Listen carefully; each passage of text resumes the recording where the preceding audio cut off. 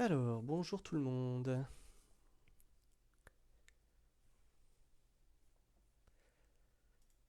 On va attendre quelques secondes pour commencer. Puisqu'en plus, je teste un nouveau mode de streaming qui fait que je suis un peu en décalé par rapport à vous. Donc mes réponses à vos questions devraient être un peu décalées aussi. Il ne faut pas vous en étonner.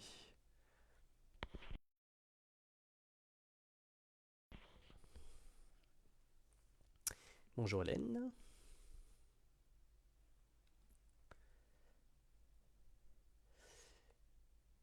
Bonjour Cindy. N'hésitez pas à l'occasion à me dire dans le chat si vous m'entendez.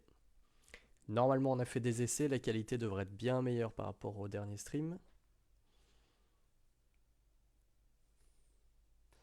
Et comme c'est la première fois qu'on utilise ce mode de stream là, on ne sait jamais. Des fois qu'il y a des petits couacs.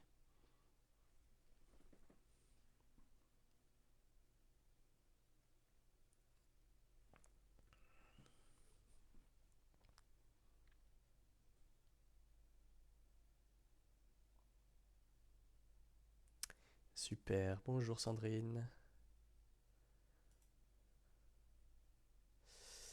Impeccable. Pas de problème pour entendre, très bien. Bonjour Stéphanie. Bonjour Cyrielle.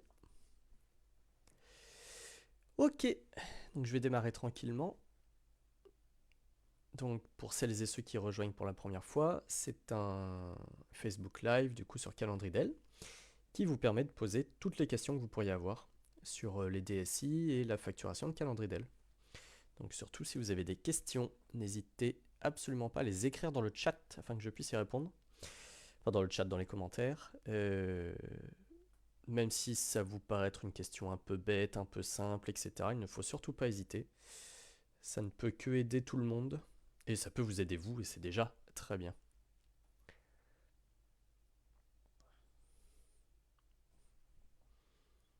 Hop, on va passer sur la vue sur Calendridel. J'espère que vous voyez bien du coup. Alors c'est une vue d'ordinateur, en tout cas Calendridel sur ordinateur, mais il faut savoir, c'est ce que je disais ce matin à une consoeur, que sur l'application vous avez également toutes les options de Calendridel. Il n'y a pas vraiment de différence entre l'appli et le site web. J'ai même envie de dire qu'il y a un petit peu plus d'options sur l'application, puisque via l'application, on peut prendre directement en photo des ordonnances, des choses comme ça, on peut lire les QR codes, ce qu'on ne peut pas faire avec l'ordinateur. Donc vous ne serez jamais perdant à utiliser Calendridel seulement sur l'appli.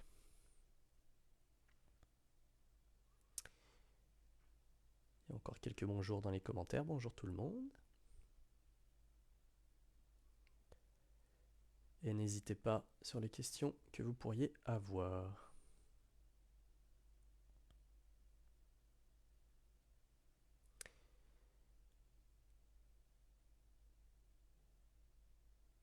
Alors, Cindy, j'utilise le DSI depuis quelques jours seulement, j'en suis complètement ravi, super, merci beaucoup. Cependant, je cherchais ce matin comment accéder à des données, par exemple revoir la tension de Madame Machin de dimanche. Ok, alors ça il suffit de se rendre dans le dossier du patient. Dans mon exemple, je vais prendre Madame Demo Nathalie juste ici.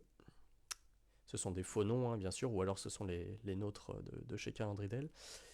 Et donc dans le dossier patient, en fait, il y a ici une petite flèche qui permet d'ouvrir toutes les options possibles du dossier. Et il y a notamment constante.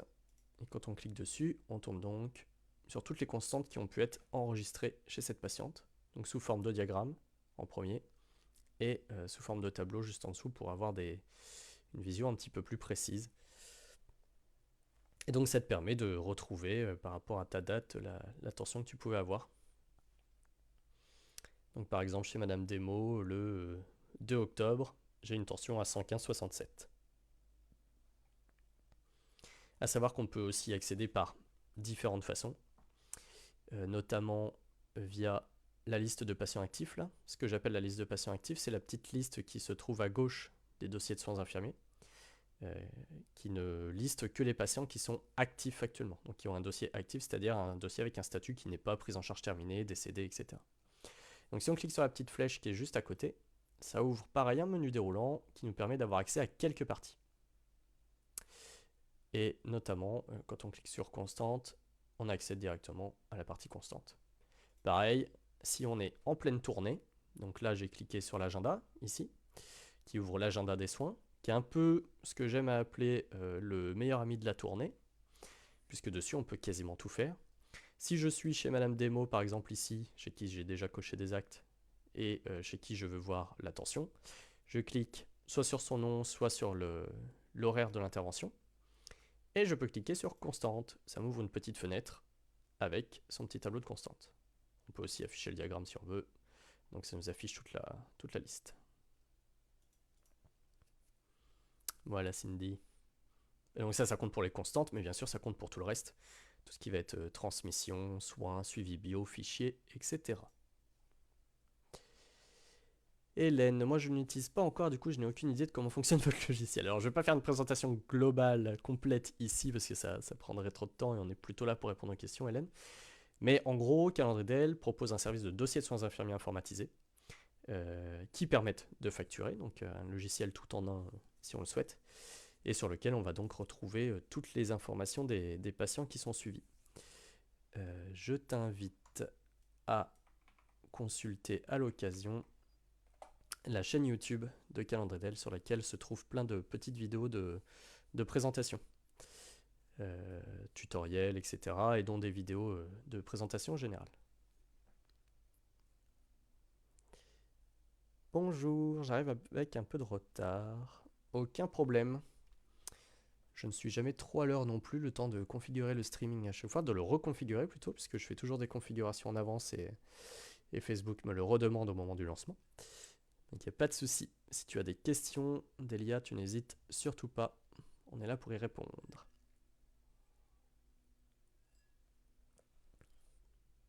Alors j'en profite là, pendant qu'il n'y a pas trop de questions, pour présenter un petit peu l'agenda. Donc là on est sur l'agenda des soins.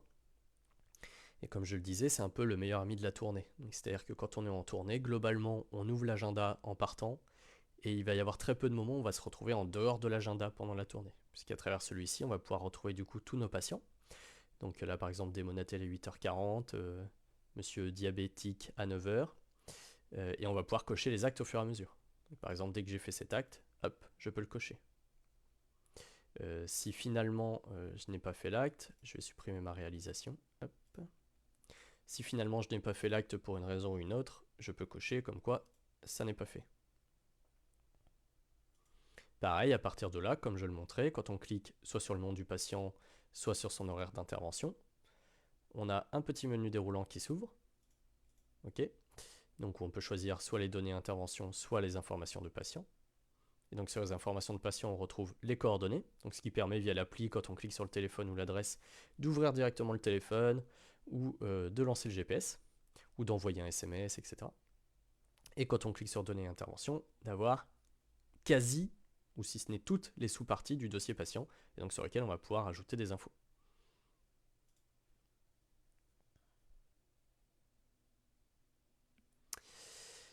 Et voilà, autre petite astuce, je vais répondre juste après Sandrine.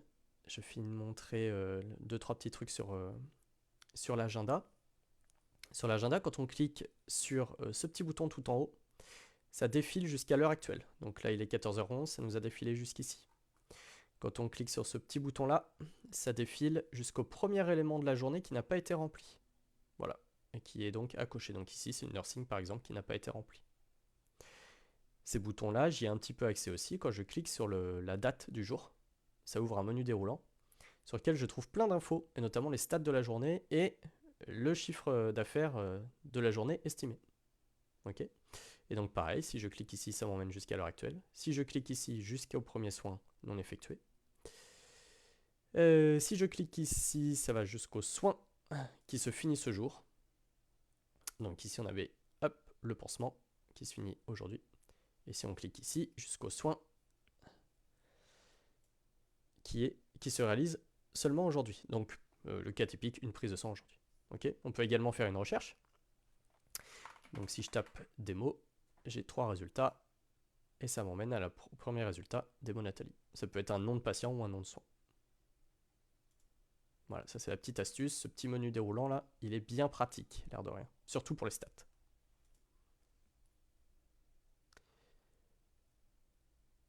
Alors, d'autres choses. Ici, on peut télécharger l'agenda.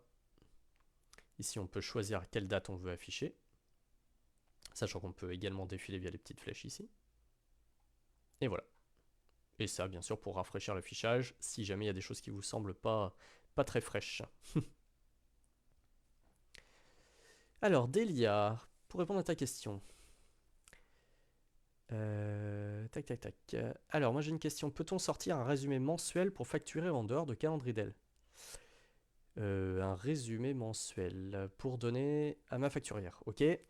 Alors, si tu parles du suivi des actes, oui, tu peux, mais c'est pas très beau. Alors, je te montre. Quand tu es dans le menu du cabinet, tu vas pouvoir te rendre dans la partie facturation et notamment dans la partie suivi des actes, ok?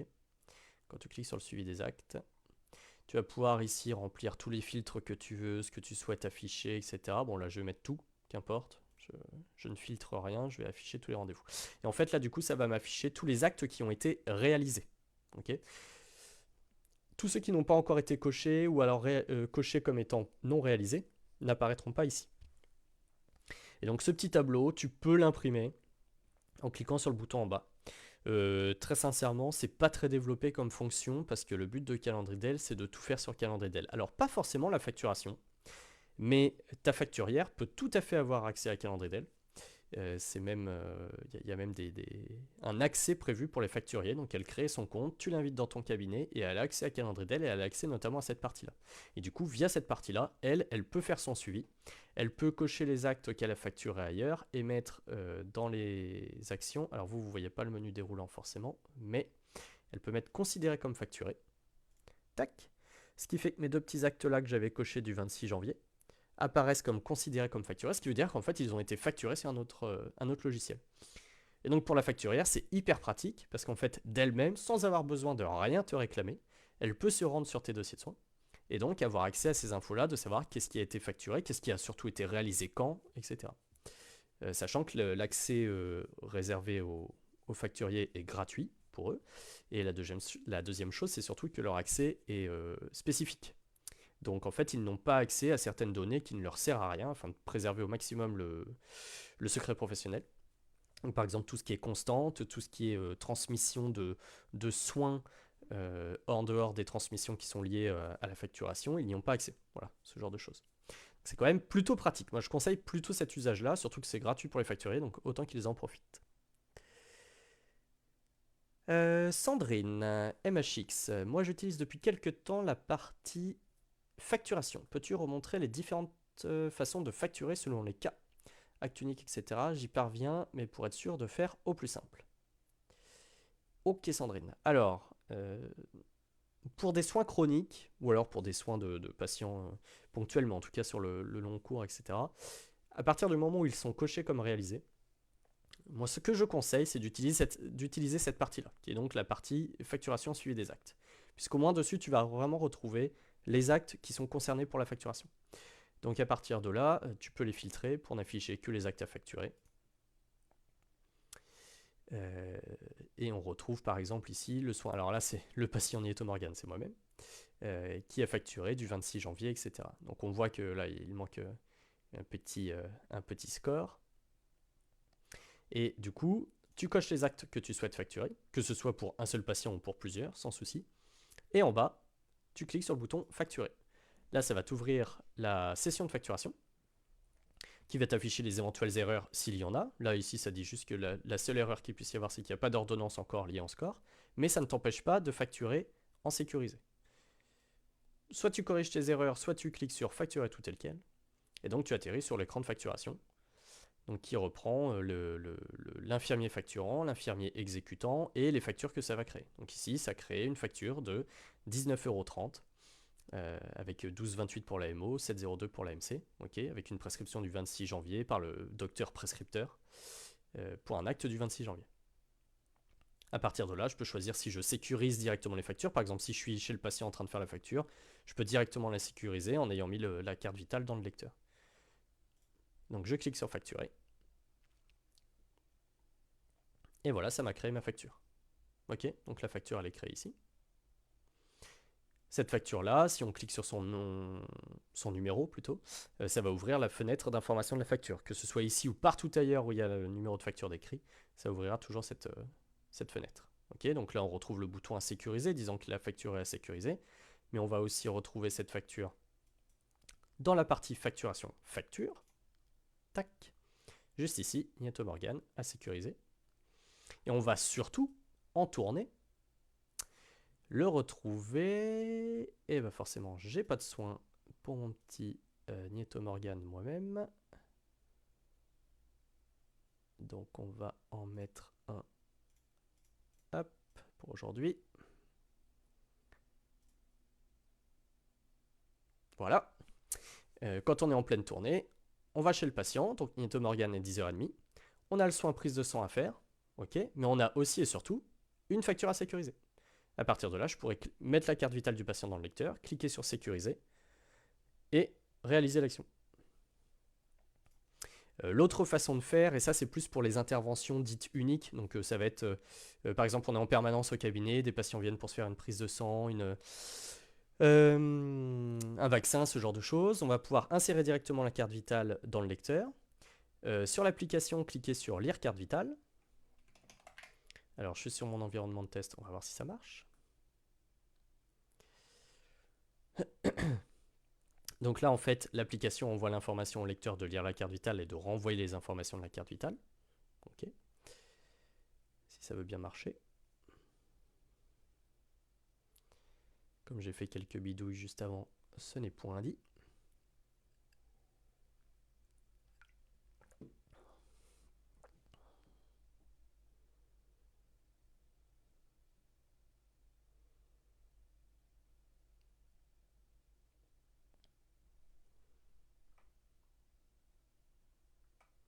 Eh bien, on va dire que non. Hop.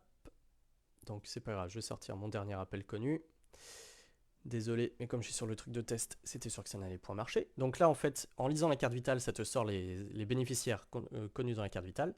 Et en fait, tu peux soit voir leur dossier s'ils sont déjà connus, soit créer le dossier. Et à côté, tu as la petite flèche, donc par exemple pour Nieto Morgan, qui te permet de facturer une intervention unique. Et en fait, cette fenêtre va te permettre de créer un soin directement ou d'en ajouter un déjà connu. On va mettre PDS. Hop. Donc là, ça m'a mis la prise de sang. Allez, on va mettre que c'est en ALD. Par le prescripteur test d'aujourd'hui. Quand est-ce que ce soin a un lieu? Donc aujourd'hui à 14h20. Et en fait, ce que cette fenêtre va faire, c'est qu'elle va créer le soin, créer le patient s'il n'est pas connu, cocher l'acte comme réalisé, puisque tu as dit que c'était une intervention unique faite, et hop, ça t'ouvre, comme tout à l'heure on l'a vu, la session de facturation. Et donc via cette session de facturation, tu vas facturer ton acte actuel, donc là, la prescription du 1610, etc. etc. Voilà, pour la petite démo. Pareil, à partir de l'agenda, quand on clique sur l'horaire de soins, qu'on va en bas sur facturation, on a ici toutes ces options-là. Celle-ci qui permet de créer et facturer une intervention unique, et celle-ci qui permet de facturer tous les rendez-vous du patient qui ont été réalisés. Alors j'en ai pas mal pour ce patient-là, donc je l'ai lancé. Voilà, et donc ça va sortir toutes les erreurs qui sont connues pour ce patient. Donc là c'est un truc de test, donc il y a plein de choses dans tous les sens, mais l'idée est là. Voilà, j'espère avoir répondu à ta question. En gros, les deux grosses façons de faire, c'est une intervention unique chez un patient que tu n'avais même pas encore programmé. Le mieux, c'est lire la carte vitale et créer l'intervention unique. Chez un patient chronique, il vaut mieux passer par la facturation suivie des actes. Julie, est-ce que si on rentre les vaccins grippe Covid dans les fiches appropriées, il y a un truc pour envoyer direct dans le DMP si l'INS est OK ou faut-il recopier? Non, malheureusement, pour le moment, il faut recopier. Surtout que le DMP là en ce moment est inaccessible en ICPS, donc ça complique encore un peu plus les choses. Géraldine, alors juste pour les fiches, pour rebondir ce que disait Julie, les fiches dont elle parle, c'est quand on est sur le dossier patient ou via l'agenda, pareil, quand on clique sur le petit menu, on peut créer des fiches, donc des fiches de suivi, d'évaluation, de vaccination, etc. Donc là on en voit, mais on peut cliquer sur créer une fiche et aller choisir par exemple Covid-19 vaccination, grippe vaccination, ce qui permet en fait de tracer très précisément la vaccination qui a été réalisée. Quand, où, le numéro de lot, la marque, etc. Voilà, et ça permet d'avoir du coup un suivi derrière de ce qui a été réalisé quand. Là par exemple la vaccination, ça c'est une vaccination générique, donc pas forcément la grippe, mais en l'occurrence influenzae. Donc quand on ouvre, on a toutes les infos avec le consentement du patient, la réalisation de l'injection, etc. Ici pareil pour le Covid-19, plein d'informations sur l'éligibilité, l'endroit où ça a été fait, comment, tout ça. Alors, donc ça permet d'avoir un suivi très précis, on n'est pas obligé de le faire. C'est mieux d'avoir le plus de traces possible, mais voilà, en tout cas, si on souhaite le faire, c'est disponible dans les fiches. Géraldine, bonjour Morgane. Comment faire pour ajouter un patient non connu de logiciel? Pour l'instant, on le note en note, mais c'est pas satisfaisant. Un patient non connu du logiciel. Et bien dans la liste de patients à gauche, alors qu'on peut ouvrir en cliquant là sur la petite icône en haut à gauche quand on est sur l'application, on clique sur créer un dossier. Et il nous suffit juste, la seule info qui est demandée pour créer un patient, c'est le nom de famille. Donc je vais mettre Dupont. J'avais mis Dupont avant, mais on va mettre Dupont.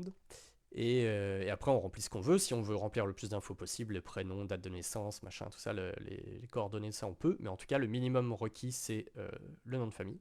Créer un dossier. Tac, ici on le voit, mon petit dossier il est créé. Et donc on a atterrit après sur la création de soins chez ce patient-là, puisque c'est ce qui semble le plus logique quand on crée un dossier, mais on n'est pas obligé de le faire. On peut retourner sur son dossier sans souci, aller dans un autre dossier, pas de problème. Voilà.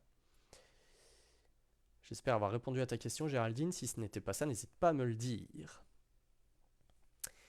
Cindy, je suis malheureusement engagé un peu malgré moi pour la facturation sur un autre logiciel jusqu'à fin 2026. Ah oui, ça c'est les engagements des éditeurs de logiciels, c'est quelque chose que je ne comprends point.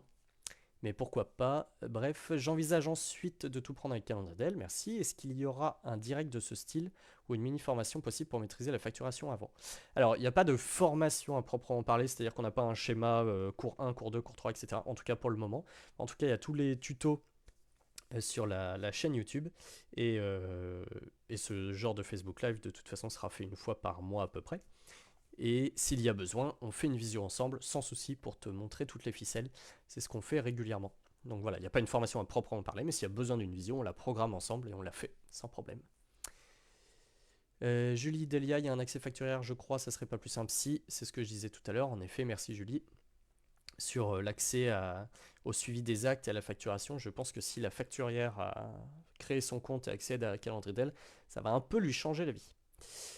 Géraldine, pour le vaccin, comment le noter pour que ma collègue sache qu'il est réalisé chez la patiente? Alors en fait, pour réaliser un vaccin, enfin en tout cas pour dire que le vaccin a été réalisé, le mieux à faire c'est de le tracer en soin. Donc tu ajoutes un soin dans le dossier patient, donc par exemple à notre petit monsieur Dupont, ajouter un soin, je vais mettre VAG, voilà, pour le vaccin grippe. Alors là, en l'occurrence, comme c'est un mot-clé connu, etc., ça me met en type de données de réalisation une fiche à remplir. Ce qui fait que quand je vais cocher mon acte comme réalisé, ça va tout de suite m'ouvrir la fiche pour remplir toutes les informations du vaccin. On n'est pas obligé de le faire, on peut faire juste la case à cocher disant c'est bon, c'est fait. Mais en l'occurrence, la fiche à remplir ici, c'est pas si mal. J'enregistre mon soin. Je dis que je vais le faire aujourd'hui à midi. Donc ça m'a déjà pré-coché la vaccination, etc. En cotation puisque c'est une cotation connue. Je vais pas mettre de tiers payant, on s'en fiche. J'enregistre la programmation. Et donc du coup, dans le diagramme de soins du patient, on retrouve l'acte qui est prêt à être coché, donc le VAG le 16 octobre à midi. On le retrouve aussi bien sûr sur l'agenda. Midi, Monsieur Dupont. Hop, je vais retourner dans le diagramme de soins. Et donc quand je coche son acte, j'ai la petite fiche à remplir si je veux. On n'est pas obligé de le faire, on peut la fermer et la remplir que plus tard, il n'y a pas de problème. Et en tout cas, dans son dossier de patient, il y a le soin VAG qui apparaît comme étant réalisé. Donc la collègue, quand elle accède au dossier du patient, il n'y a pas besoin d'attendre tout ça, de faire une synchronisation, etc. Après qu'on ait coché, dès qu'elle va accéder dans le dossier de Monsieur Dupont, dans le suivi, elle va voir que c'est coché. Elle va également le voir sur l'agenda. Donc voilà, Monsieur Dupont, VAG, a été coché à midi par MN. Ok. Alors, Delia, une autre question. Combien de temps a-t-on pour cocher? J'ai oublié mon téléphone sur un jour de tournée, j'ai complètement zappé de cocher les soins. Tout dépend de la configuration du cabinet. Je vais montrer ça. Dans le menu du cabinet, gestion et config, dossier de soins, juste ici, on peut définir le nombre de jours pendant lesquels on peut cocher les actes. Donc jusqu'à maximum 91 jours. Si on a la facturation, c'est jusqu'à 2 ans et 3 mois en arrière. Mais voilà, entre 2 et 91 jours, suivant comment c'est configuré. Alors, Géraldine, mais ça fait des doublons lorsque l'on passera la CV. Ah, au niveau de la création du dossier patient. Non, pas forcément. Je vais te montrer. Je vais créer un dossier pour ma fille. Ma deuxième fille, donc, qui s'appelle Nieto Athénis. Donc je crée son dossier. Imaginons, voilà, c'est une patiente qui m'a appelé pour programmer des soins, Nieto Athénis, des soins de pansement qui débuteront demain. Tac, on va mettre début demain. Comme elle m'a appelé, comme les soins sont programmés, puisqu'elle m'a dit bah, c'est demain pendant 4 jours ou qu'importe, je remplis déjà son dossier. Donc c'est-à-dire que je crée déjà son dossier, je peux mettre l'adresse, etc. Ce qui est le mieux, sauf si elle est vue au cabinet, mais en tout cas ce qui est le mieux. Et voilà, son dossier il est créé. Et puis, je vais me rendre chez cette patiente-là. Et quand je vais me rendre chez cette patiente-là, je vais pouvoir mettre... Alors du coup, ça sera demain. Où est-ce qu'on a mis à 7h. Je vais pouvoir mettre sa carte vitale dans le boîtier, dans mon lecteur. Sur mon application, je vais cliquer sur lire carte vitale. Et ça va me sortir les bénéficiaires de la carte vitale. Et là, on va tomber sur Athénis Nieto, juste ici. Et on va pouvoir, avec la petite flèche sur le côté, dire lié à un dossier existant. Et on retrouve notamment le dossier Nieto Athénis. Tac. Et si je fais ça, alors là, je ne vais pas le faire pour les besoins de garder ce dossier-là en dehors du cabinet. Mais si je le fais, si je lis les informations, en gros, la carte vitale va être directement reliée à ce dossier-là. Ça ne va pas faire de doublon. Je réponds à une autre question qui n'apparaît pas mais qui pourrait exister. Il est possible de dédoublonner un dossier. Imaginons, j'ai donc Nieto Athénis ici, et puis ma collègue, pas de bol, elle a créé un dossier Nieto Athéna de son côté. Parce qu'elle avait mal compris le prénom ou autre, ou parce qu'il y a eu une erreur de frappe, qu'importe. En tout cas, dès qu'il y a un doublon, on peut faire en sorte de fusionner les dossiers. Donc on se rend dans le menu du cabinet, partie patient, liste des patients, et ici dans Action, on va pouvoir choisir fusionner deux dossiers. Et à partir de là, on va pouvoir donc rentrer le dossier à conserver. Donc on va dire que c'est le dossier Nieto Athénis. Et le dossier à fusionner puis à supprimer. Ici, on va pouvoir choisir tout ce qu'on veut transférer du deuxième dossier jusqu'au premier. Tac, tac, tac, tac. Je vais tout laisser parce qu'on s'en fiche un petit peu. Et on fusionne. Les dossiers sont fusionnés. Il n'existe plus que le dossier Nieto Athénis qui regroupe toutes les informations des deux dossiers confondus.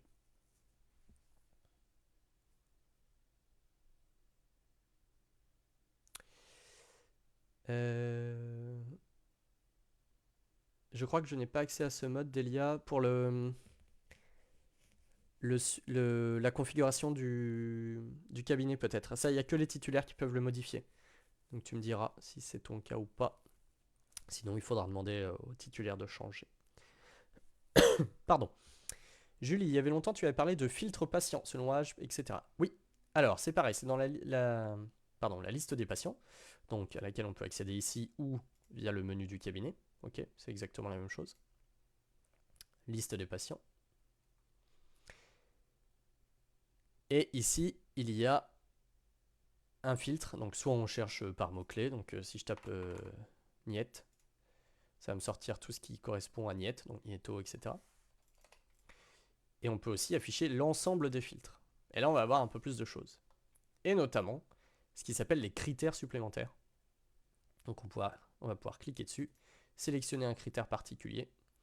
Alors, vous ne voyez pas sur la visio forcément, mais il y a plein de critères d'âge, par exemple, de fichiers, donc retrouver tous les patients avec un fichier à renouveler, tous les patients avec un fichier nécessitant une DAP, tout ce qui concerne les rendez-vous, s'il y a un rendez-vous déjà réalisé, jamais, etc. Bref, il y a plein de choses, notamment les âges. Qu'est-ce que je vais mettre tac, tac, tac. Si je mets celui-là de 0 jusqu'à la veille des 18 ans, je filtre. Et j'ai donc mon petit Paul Démo qui a 5 ans et Eleanor Nieto qui a 10 ans. Voilà. Et ça, on peut mettre plusieurs critères comme ça sans souci. Delia, il y a plein de choses en fait auxquelles je n'ai pas accès. Oui, alors c'est possible, encore une fois, ça peut être dû à ton statut au sein du cabinet. Je jette un petit coup d'œil pendant que je suis en train de dire ça. Et je vois que tu es remplaçante en effet dans le cabinet. Donc ouais, c'est les titulaires qui peuvent modifier ces informations-là.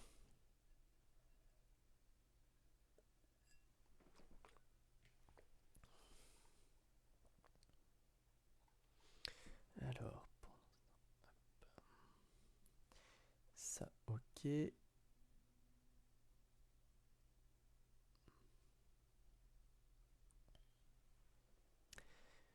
Ok.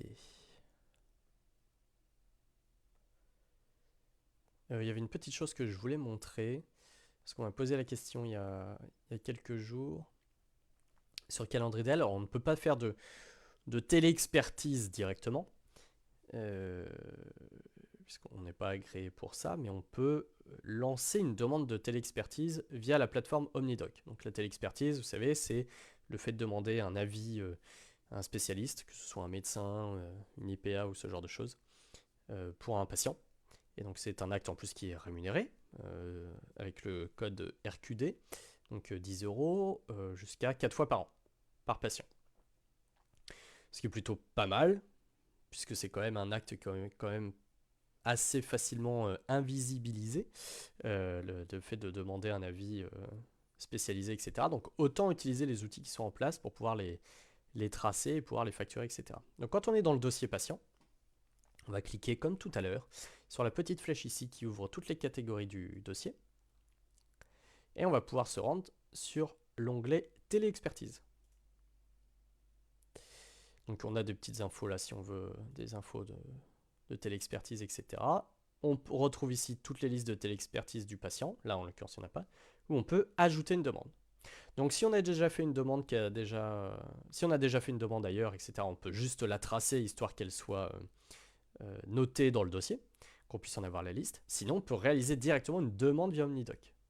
Et à partir de là, on va chercher un médecin destinataire éventuel, notamment les dermatos, ce genre de choses. On va pouvoir inscrire l'objet de la demande, donc vraiment ce qui va être envoyé comme information au médecin, avec la question, etc. Et on peut aussi joindre des fichiers, donc typiquement des photos de plaie, des choses comme ça. Quand on va enregistrer la demande, donc là je ne vais pas le faire parce que c'est un environnement de test, etc. Et puis c'est pas un patient forcément enregistré, mais quand on va enregistrer la demande, en fait, ça va transférer, ça va enregistrer déjà cette traçabilité sur Calendridel, et ça va transférer la demande sur OmniDoc, donc ça va vous envoyer sur OmniDoc, où vous pourrez du coup finaliser la demande et l'enregistrer.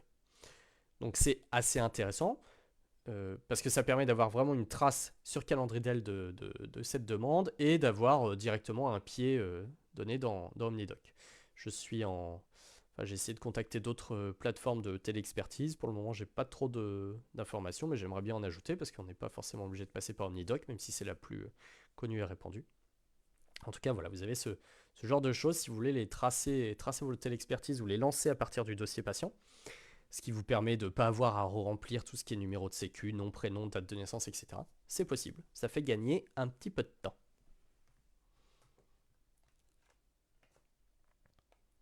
Alors, Géraldine, comment éditer la feuille de rétrocession à la fin du mois pour donner au remplaçant? Alors, euh, hop, excuse-moi, je suis en train de faire un deuxième truc en même temps. Pour les rétrocessions, sur Calendridel, on va se rendre dans la partie facturation. Donc on ouvre le menu, dans le menu du dossier, du cabinet, ou alors via l'accueil des dossiers de soins, il y a aussi pareil, facturation. On déroule, hop, ici, et on va aller sur règlement et rétrocession, juste ici. Tac. Alors, est-ce que je vais en avoir ici? C'est pas dit. Je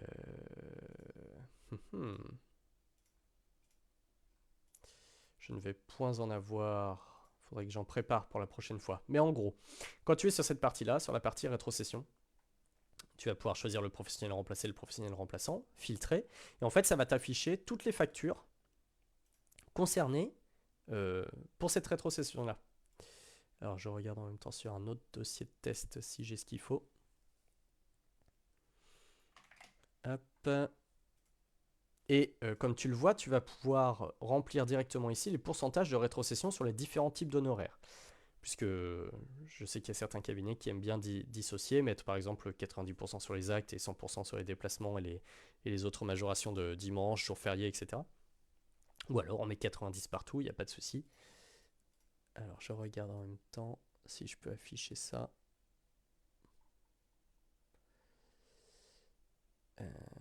Ouais, non, je ne vais pas pouvoir, je suis désolé, j'en ai pas, mais j'essaierai d'en préparer pour la prochaine fois. Et donc, à partir de là, tu as ta liste qui apparaît, et tu vas pouvoir cocher les différentes factures et enregistrer la rétrocession ou éditer un bordereau de rétrocession. Ça, cette partie-là, la remplaçante, elle y a accès aussi. Donc à n'importe quel moment, si elle a besoin d'un bordereau particulier, elle a accès à cette partie-là pour pouvoir éditer le bordereau si elle le souhaite. Et donc l'enregistrement des rétrocessions au fur et à mesure des factures permet d'afficher sur le tableau qu'est-ce qui a été rétrocédé quand, pardon, qu'est-ce qui a été rétrocédé à quelle date, qu'est-ce qui reste à rétrocéder, etc. Voilà, j'espère que j'ai répondu à ta question. Je suis désolé, du coup, c'est pas très visuel parce qu'en effet, j'avais pas prévu de choses comme ça. Tac. Je regarde quand même si j'en ai pas ailleurs, mais je ne crois point. Ok. Donc à partir de là, oui, pour répondre vraiment à ta question, comment éditer la feuille de rétrocession, en fait, tu cocheras les factures que tu souhaites, et en bas, tu auras dans les actions, éditer le bordereau de rétrocession. Voilà. Tu auras aussi ici, une fois que les rétrocessions seront enregistrées, tu n'es pas obligé de les enregistrer, mais je le conseille pour avoir le meilleur suivi possible, la liste de toutes les rétrocessions qui ont pu être faites. Est-ce que je vais en avoir une ailleurs? Non. Tac.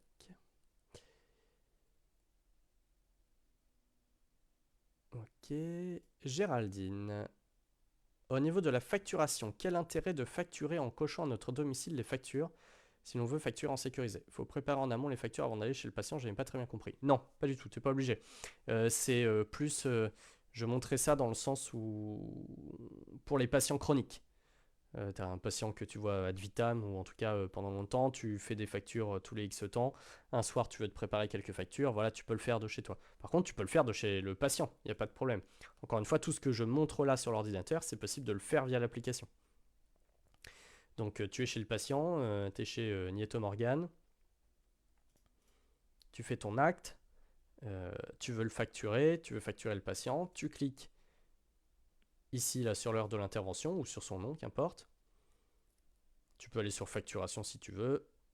Ça t'ouvre les stats, donc on s'en fiche un petit peu. Tu ouvres là, hop, sur le suivi des actes du patient. Ça va t'ouvrir tous les actes connus du patient. Et là, tu vas pouvoir cocher que les actes à facturer, par exemple. Tous les prendre, ou en tout cas prendre ceux que tu veux et facturer. Voilà. Pareil, pour aller plus vite, tu peux aussi cliquer, comme j'ai montré tout à l'heure, directement sur facturer tous les rendez-vous.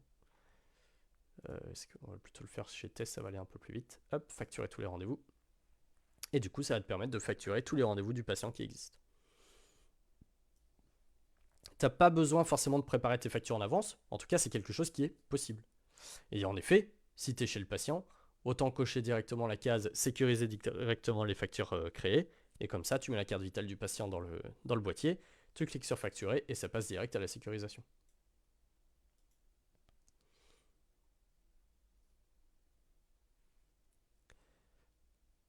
J'espère avoir été un peu plus clair.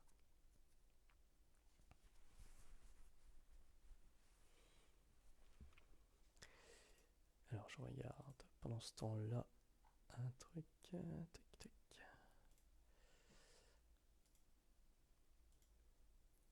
Si vous avez d'autres questions, n'hésitez surtout pas.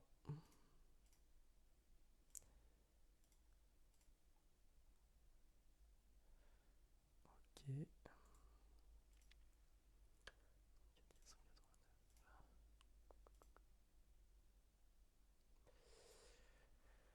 Alors.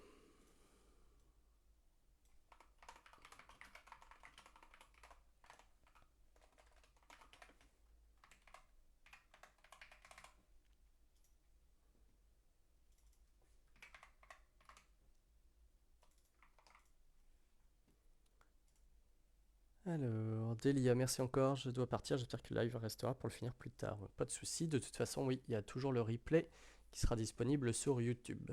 Donc là-dessus, aucun problème. Tac.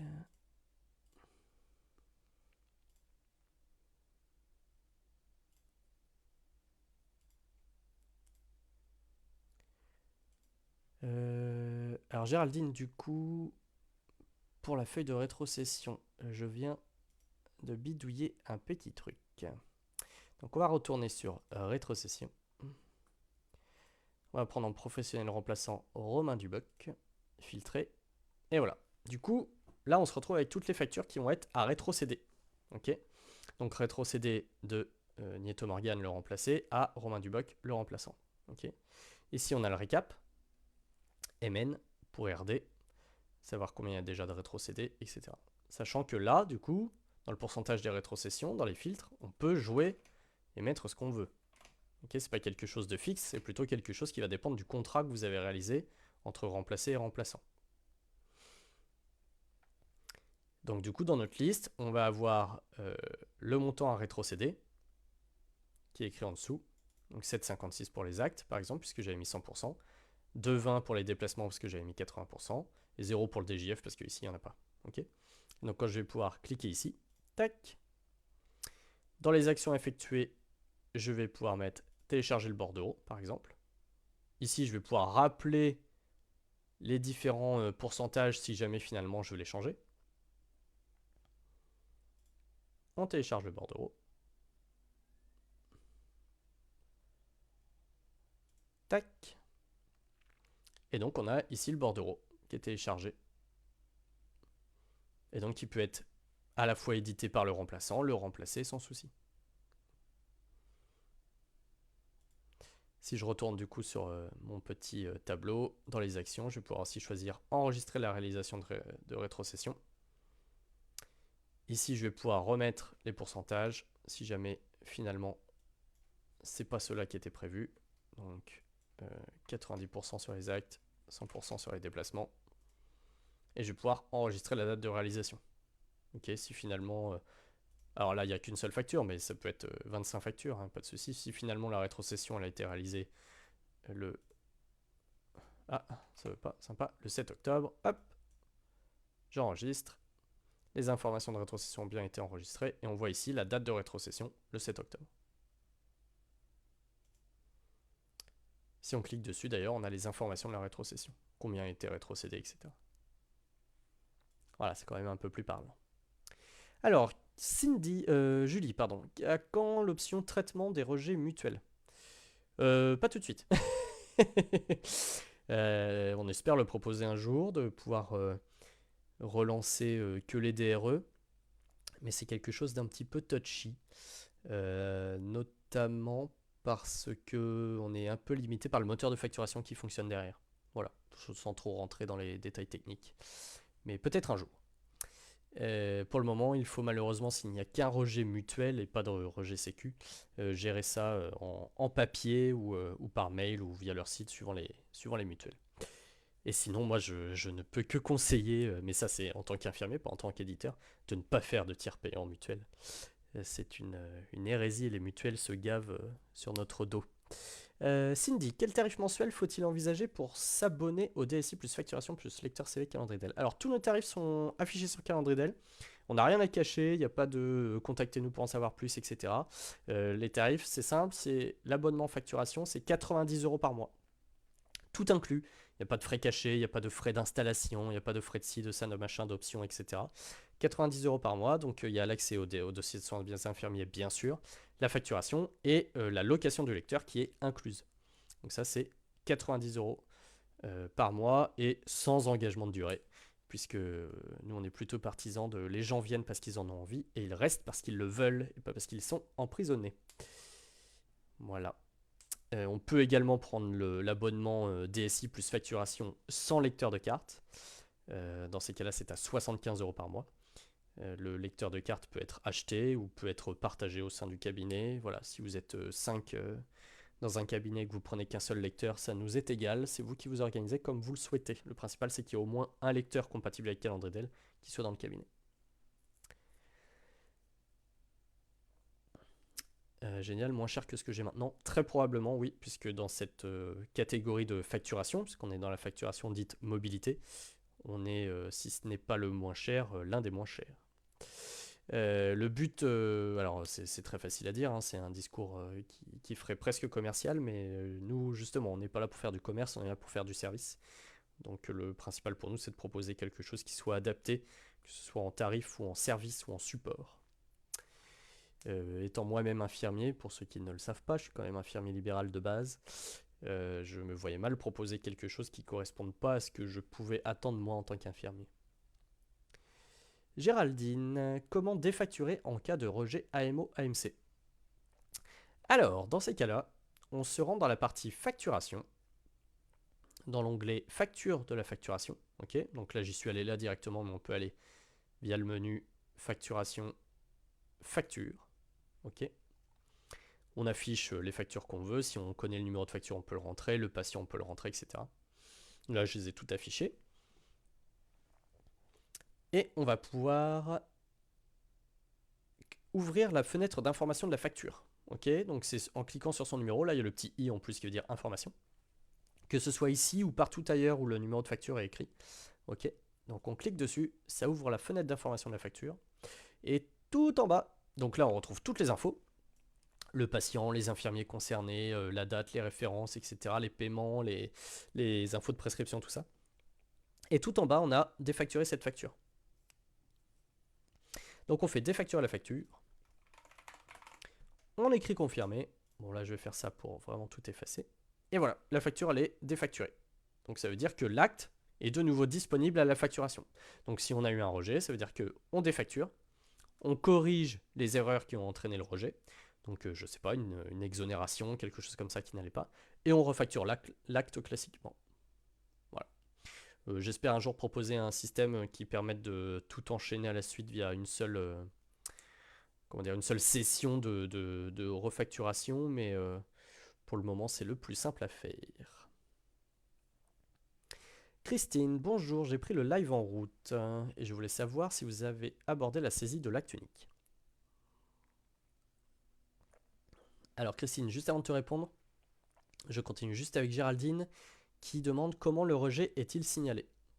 En haut de la partie facturation, notamment, mais aussi quand on clique tout en haut là sur le i, et dans facturation, on a un petit peu toutes les infos. Ok. Et on a notamment RSP à traiter. Donc là, j'en ai 0. Les RSP, c'est les rejets signalement paiement. En gros, c'est les infos qu'envoient les caisses quand elles ont une facture pour dire si elles la rejettent ou si elles la payent. D'accord? Et donc quand on est dans la partie facturation, on l'a encore plus ici. Hop, donc là j'ai pas de rejet, mais s'il y en avait, ça serait écrit, et ça serait écrit à traiter. Et donc dans ces cas-là, on se rend dans la télé, ou on clique dessus directement si on veut, mais sinon dans tous les cas, dans télétransmission et RSP, est-ce que je vais en avoir ici? C'est pas dit. Ah si, je vais avoir les miens de partout. On va pouvoir afficher tous les RSP. Okay, et notamment si on veut que les RSP à traiter, donc c'est-à-dire les rejets qui sont à traiter. Et on pourra les marquer comme traités s'ils sont traités.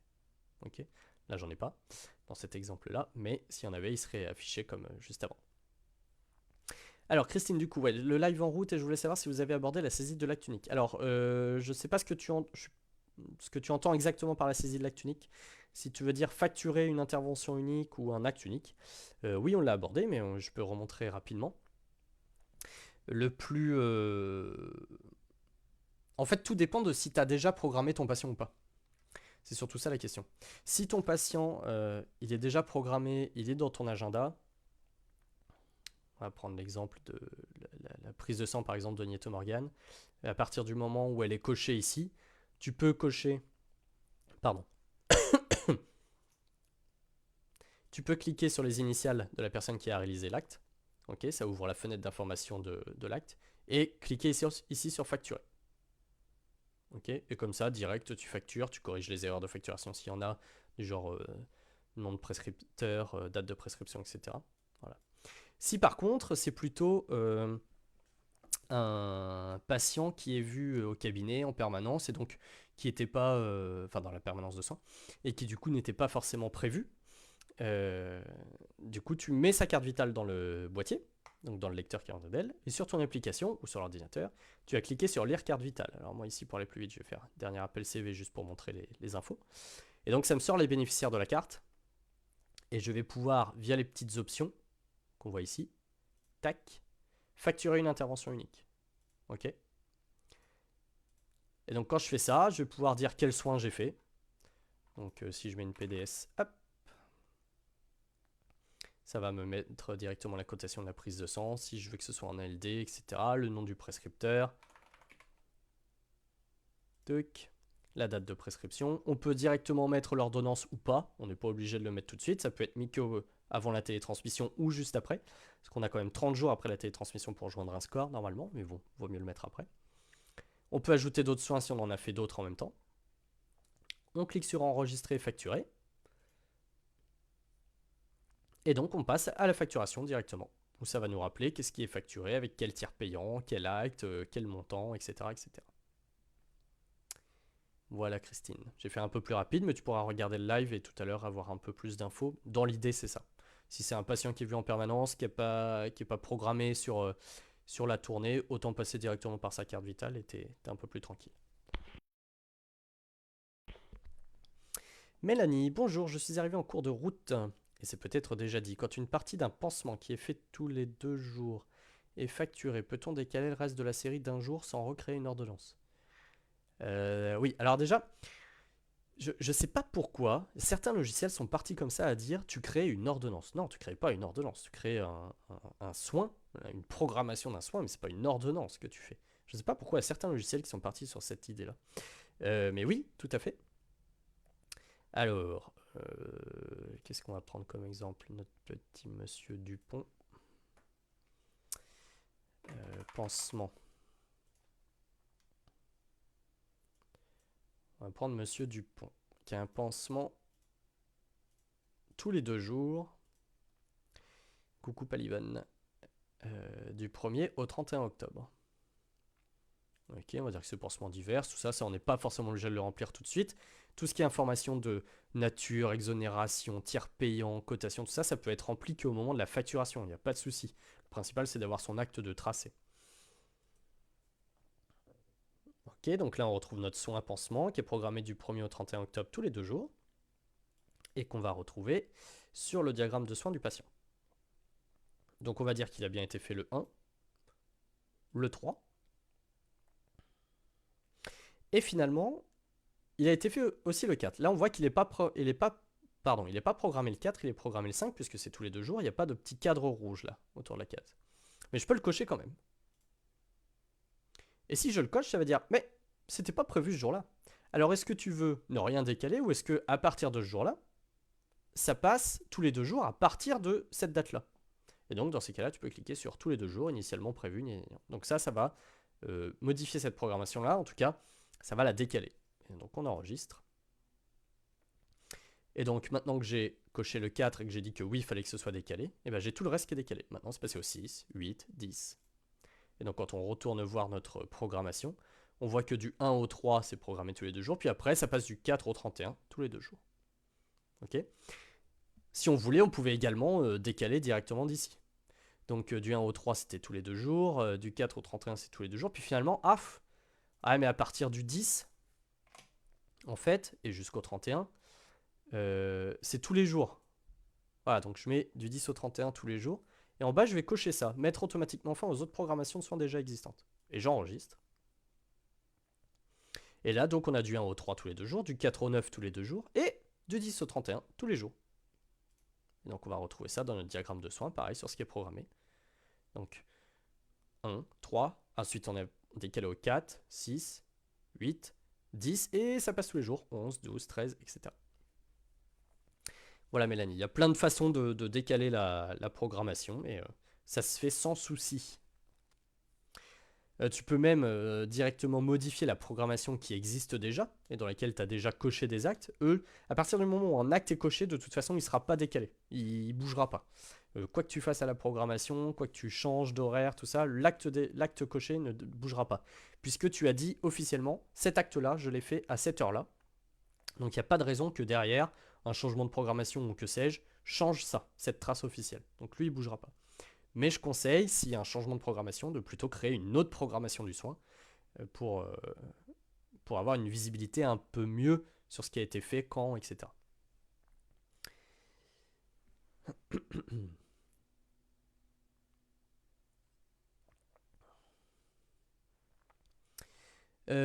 Tac, tac, tac, tac. Géraldine, lorsque l'on crée un soin, est-il possible de vérifier si le patient est exonéré sans revenir sur un autre onglet? Oui, Gérald. Exonéré, tu veux dire s'il a une ALD, ce genre de choses? Donc si c'est le cas, en fait, où que tu sois dans le dossier patient, en haut, là, juste en dessous du nom du patient, il y a le petit i ici, qui te permet d'ouvrir tous ces onglets d'infos, et notamment AMO-AMC. Donc on va en prendre un autre où il y a quelque chose. Donc Nieto Morgan par exemple, dans l'onglet AMO, tu as toutes les infos. Et notamment, tu vois, s'il y a une LD ici. En sachant de toute façon que quand tu programmes ton acte, s'il y a une exonération particulière, ça va te le dire. Donc, allez, hop, on va faire une programmation au pif. Là, tu vois, par exemple, ce patient-là a une ALD, et bah d'office, tu as la question, est-ce que c'est en lien avec la LD ou pas? S'il y a une exo 5 connue, quand tu as l'exo 0 de sélectionner, ça va te le dire. Il va y avoir un petit message disant qu'il y a une exonération qui remplacera l'exo 0 de toute façon. Donc, même si tu choisis l'exo 0, à la facturation, l'exo 5 elle va prendre le dessus. Voilà, par contre, si tu choisis une exo 5 sur un dossier où il n'y a pas d'exo 5 de connu, ça te prévient. Ça te dit attention, il n'y en a pas de connu. Ça te laisse la prendre, parce que si ça se trouve, quand tu vas faire la DRI ou la DRI, ça dépend comment on le dit, l'exo 5 va remonter. Mais en tout cas, ça te dit attention, là tu as sélectionné un truc qui semble un peu bizarre, mais voilà, tu verras au moment de la facturation. Céline André, bonjour. Et si on veut décaler les horaires à partir d'une certaine date, il faut recréer un soin? Non. Alors on va reprendre notre petit cas Dupont, qui est donc prévu à midi. Alors il y a plusieurs façons de voir la chose.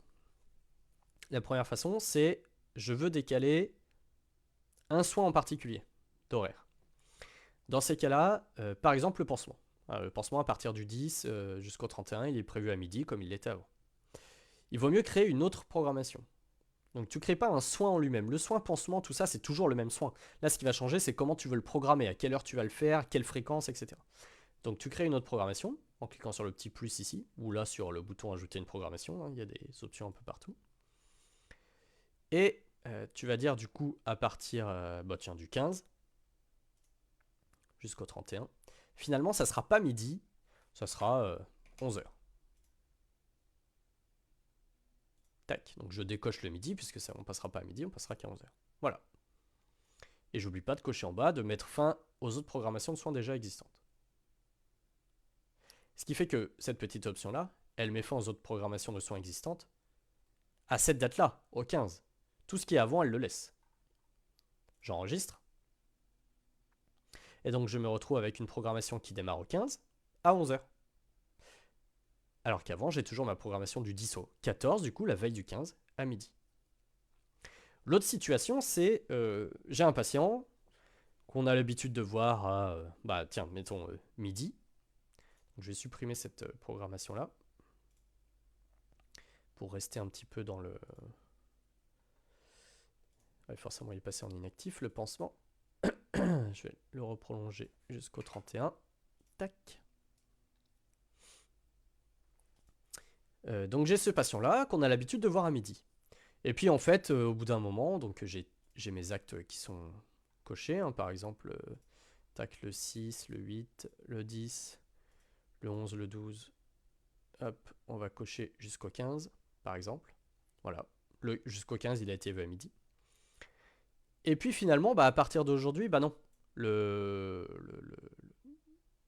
l'horaire change. Ce patient-là, finalement, il sera plus à voir à midi, c'est trop compliqué, etc. Lui, ça l'arrange pas, tout ça, il sera à voir à 10 heures.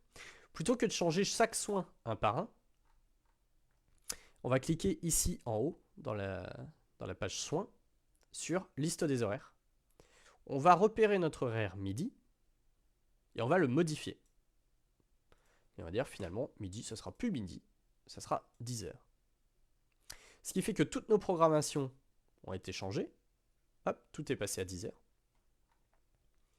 Mes soins, moi, que j'avais cochés à midi, restent à midi, puisque jusque-là, j'ai dit officiellement que je les avais réalisés à midi.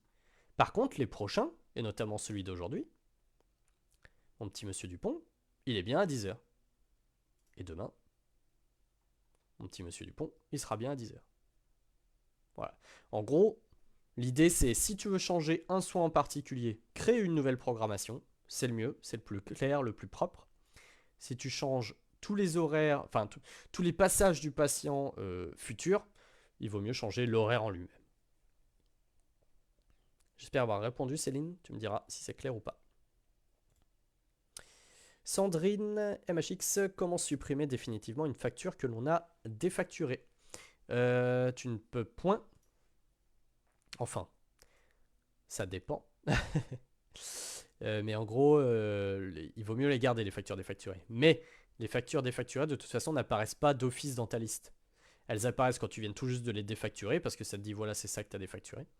Mais pour les afficher, il faut aller spécifiquement aller choisir l'état défacturé. Ok, et là j'ai ma liste. Tu ne peux pas les supprimer, parce qu'il vaut mieux en avoir la trace. Si la caisse te demande des infos par rapport à cette facture pour je ne sais quelle raison, au moins tu as les infos de la facture. Tu peux la retrouver, cliquer dessus, avoir toutes les infos de l'eau, etc. Bon, voilà, forcément, il n'y a pas les références parce que cette facture n'a pas été officiellement télétransmise, mais il y aurait les infos de l'eau, de date de télétransmission, etc. Ce qui est quand même nécessaire. Voilà, en cas de contrôle ou que sais-je, il vaut mieux garder une trace au moins de ce qui a été déjà télétransmis.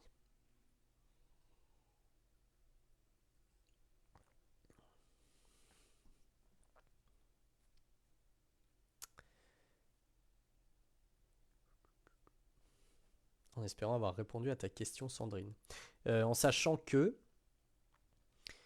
si tu défactures une facture qui n'est pas encore passée par la case sécurisation, télétransmission, etc., sur l'écran de défacturation, donc je rappelle, pour défacturer une facture, on ouvre sa fenêtre d'info en cliquant sur son numéro.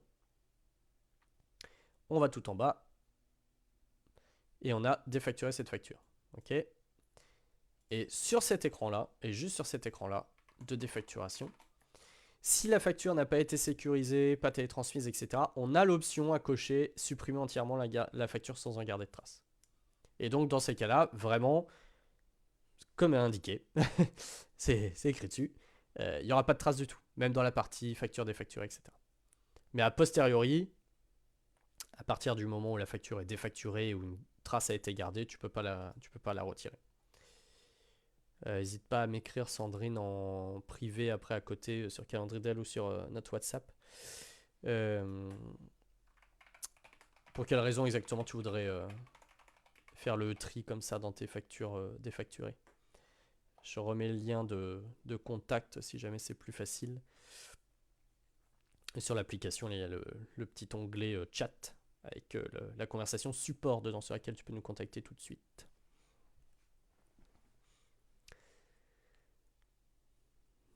Voilà, ça fait déjà une petite heure que je blablate. Avez-vous d'autres questions?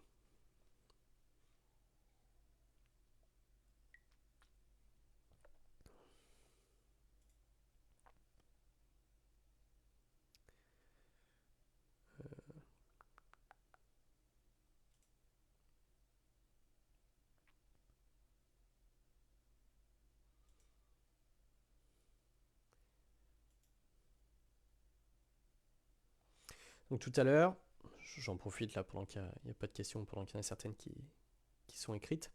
Je parlais de la liste des patients actifs à gauche. Il faut savoir qu'à partir du moment où un patient a un dossier dit inactif, donc soit avec un statut prise en charge terminée, soit avec un statut décédé, les dossiers ne sont pas perdus.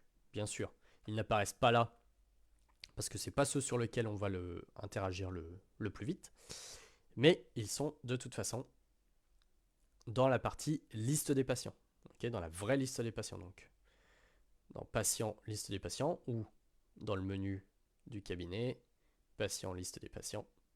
Là, on retrouve vraiment tous les patients, dont ceux qui sont terminés. Par exemple, Sirod-Emeline, c'est une prise en charge terminée. Voilà, donc les dossiers ne sont de toute façon jamais perdus, sauf si vous les supprimez vous, si vous demandez à les supprimer, bien sûr. Et encore, on ne peut pas supprimer un dossier qui a eu des factures, par exemple. Pareil, pour une histoire de traçabilité et d'intégrité des données, etc. Mais en tout cas, voilà, un dossier en inactif n'est jamais perdu.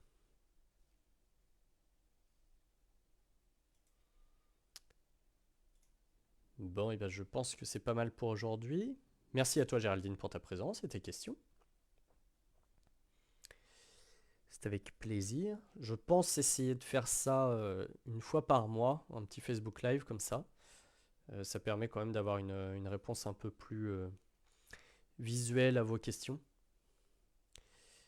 Sandrine, pour la téléexpertise, on peut coter le soin en même temps. Oui, en fait, à partir du moment où tu vas avoir la réponse du médecin, tu peux créer. Alors je ne vais pas le faire là, malheureusement visuellement, il faudrait que je fasse un petit tuto, mais à partir du moment où tu as la réponse du médecin, tu peux directement facturer l'acte, oui, sur calendrier d'elle, oui. Exactement. Et c'est, tu peux et tu dois même, j'ai envie de te dire, puisque c'est, il faut quand même les tracer. Le plus on tracera ce genre d'actes et on les facturera, le plus la Sécu verra que ça sert à quelque chose et qu'on le fait surtout.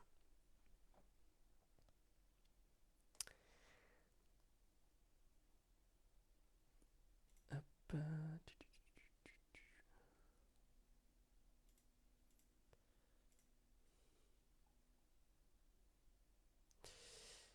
Alors, Adèle, bonjour, c'est possible d'avoir une démonstration de l'onglet traitement avec la gestion des stocks et la distribution des médicaments? Oui. Alors, je te donne juste aussi au passage, parce que je pense pas tout montrer dans l'onglet traitement, mais c'est pas mal quand même. Tac, tac, tac, tac, dossier patient, traitement, voilà. Un petit référentiel de tuto pour les traitements. Je réponds au passage vite fait à Mélanie. Est-il possible de rentrer un vaccin automatiquement dans le DMP? Non, Julie a demandé au début, ouais, je crois que t'es arrivé après, mais il n'y a pas de souci. Non, malheureusement pas pour le moment. En tout cas, pas de façon automatique entre calendrier DL et le DMP. Ça va venir, mais le DMP ne permet pas pour le moment de ce genre de choses avec le genre de logiciel qu'on utilise, en fait. Voilà, pour être sans rentrer dans les détails techniques, comme on est en facturation en mobilité sur un truc un peu full web, etc., avec une connexion ICPS notamment, c'est pas quelque chose qui est pour le moment possible, mais ça devrait pas tarder, normalement. Alors Adèle, du coup, pour ta question de démonstration de l'onglet traitement. Donc en effet, Adèle, elle fait référence à cet onglet-là, dans le dossier patient, traitement, qui permet de répertorier tous les traitements médicamenteux d'un patient. Ok, donc ça va surtout être utile pour les patients avec l'administration des traitements qui est réalisée chez eux, donc les patients avec des troubles cognitifs, psychiatriques, etc. Dans cet onglet-là, tu vas retrouver le tableau récap des traitements. Ok, donc là, en l'occurrence, Levothyrox, Médoc. Et tu peux ajouter des traitements comme tu veux. Donc on va mettre un petit paracétamol. Allez, soyons fous. Quand tu ajoutes un traitement, tu peux choisir une fiche qui correspond dans la base de données de médicaments. C'est pas forcément nécessaire, mais ça te permet d'avoir un référentiel sur lequel tu pourras t'appuyer pour aller lire la notice du médicament. Ici, tu vas choisir la posologie, la forme du traitement, tout ça. Quand est-ce que commence la prise du traitement? Donc on va mettre le 13 octobre jusqu'à ad vitam aeternam. Et tu vas pouvoir mettre directement ton état de stock actuel du traitement et s'il y en a de préparé, donc dans un pilulier. Donc imaginons, j'ai 28 comprimés et je vais être alerté quand il y en a moins de 7 de dispo en stock. Tac, j'ai mon petit paracétamol qui est affiché. Ok, comprimé gélule, 500 mg, 28 en stock, 0 en préparé. Ok. Si je clique dessus, je vais avoir un petit peu plus d'infos. Et notamment ce petit lien là, comme on disait, le référence via la base de données publique des médicaments, qui nous amène directement vers la notice du médicament. C'est un peu gadget, surtout pour le paracétamol, tout ça, mais ça peut servir pour certains traitements, pour avoir directement l'accès, plutôt que d'aller chercher à la main la fiche sur la base de données officielle. Dans notre tableau, on va pouvoir mettre les doses prises. Donc là, c'est une prise à 10h30, mais on peut ajouter un horaire de prise. Imaginons 18h30. Tac, j'enregistre. Et donc, on va pouvoir dire que j'active la modification des doses. Le matin à 10h30, il y a une prise de paracétamol. Et le soir à 18h30, il y a une prise de paracétamol. Ok. Donc, notre tableau s'est mis à jour. Ça fait un total de 2 comprimés par jour. Ici, on va pouvoir... Imaginons qu'on ait préparé notre pilulier. On va pouvoir cliquer sur Action, préparer un pilulier. Et dire j'ai rempli 7 barrettes. Donc ça m'a pré-rempli ici le nombre de préparés, mais on peut le changer parce qu'éventuellement le Levothyrox, il m'en restait un dans une barrette, donc j'en ai préparé que 6.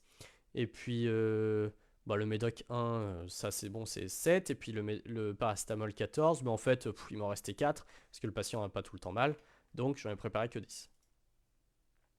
On enregistre et du coup on a le tableau qui s'est mis à jour avec les préparés qui ont été pris directement dans le stock. Ok, j'avais 28 de stock, je suis passé à 18, puisqu'il y en a eu 10 de retirés pour les préparer.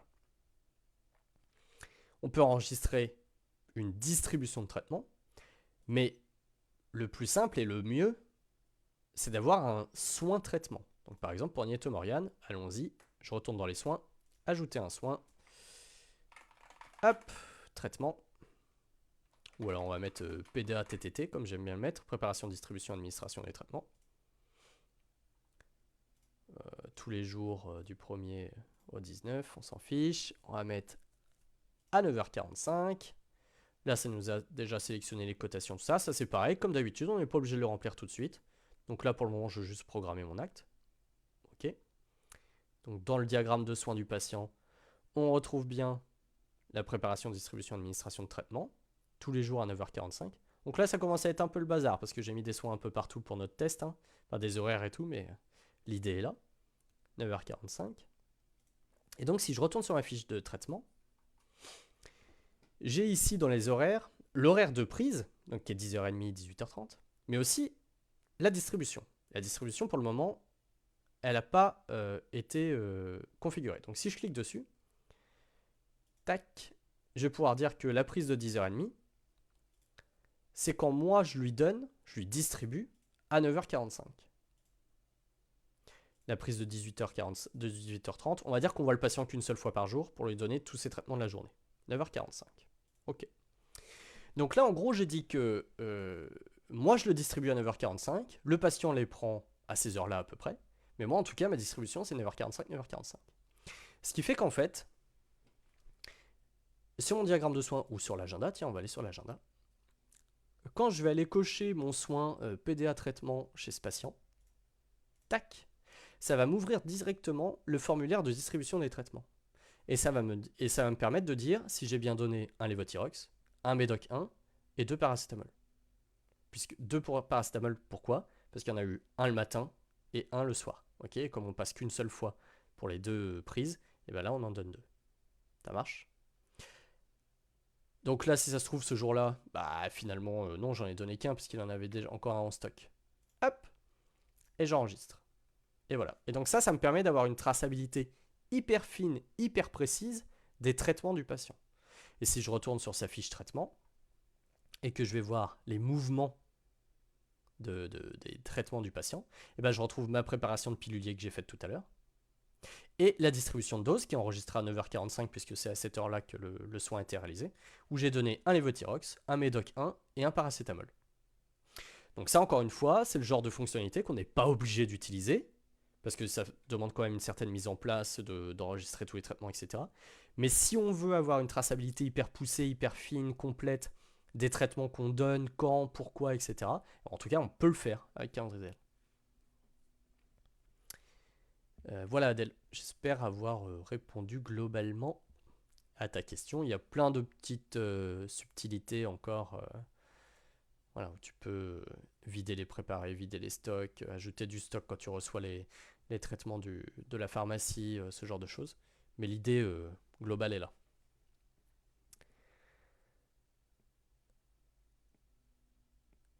Merci Cyrielle pour ton petit mot. C'est très gentil.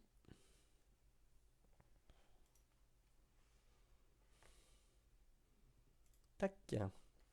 Bon, eh bien je pense que l'on va s'arrêter là pour aujourd'hui. Ça fait déjà 1h15, c'est pas mal. 1h15 que je vous bassine. Donc je vais éviter de vous faire... de vous enquiquiner plus que ça.